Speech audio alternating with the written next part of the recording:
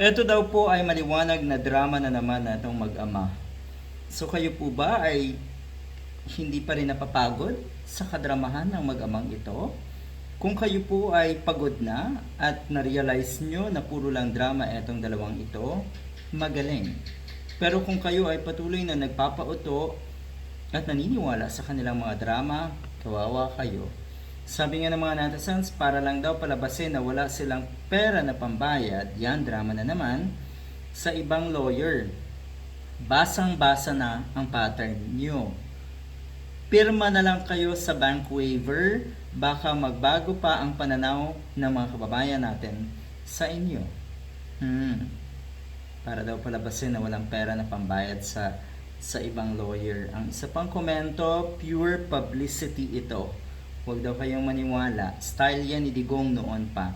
Ganyan na ganyan ang gusto ng mga supporters nila. Kunwari, pa-victim, then magiging hero sa bandang huli. Totoo naman. Totoo naman, kung hindi nyo pa nga nakikita yung mga ganitong kagaguhan or panggagago ng mga Duterte sa ating bansa, kawawa na po talaga kayo. Tatayo daw kasing abogado sa impeachment trial, etong si Digong. Tatayong abogado ni Sara Duterte. Voluntary daw na tatayo bilang legal counsel netong si Sara Duterte, ang kanyang amang si Digong, sa kinaharap nga nito na impeachment complaint. Yan po ang balita.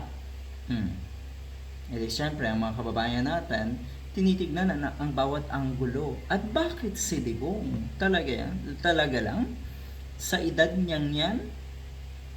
At sa tagal na siguro na hindi nagpa-practice ng law, ng kanyang profesyon, ngayon pa? So, totoo na ito po ay isang drama, ito po ay isang pagpapaawa na naman netong mga Duterte. Rudy Duterte to help defend Sara in impeach other cases. So, ang ibig sabihin na ito, mukhang makikita natin sa trial na magiging pangbabastos na naman ang maririnig natin kay Digong kung sakaling nga na maging legal counsel siya. Diba? Paiikutin na naman ang mga kababayan natin na itong isang ito. Sana po tayo ay madala na. Matagal na po tayong ginagago ng mga Duterte. Matagal na po tayong pinagloloko na itong mga ito.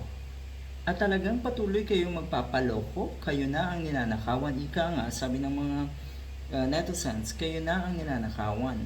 Kayo na ang ginagago, pero tuwang-tuwa pa rin kayo sa pinaggagawa na itong mga ito. Ay masaklap yan. Masaklap yan. Good luck.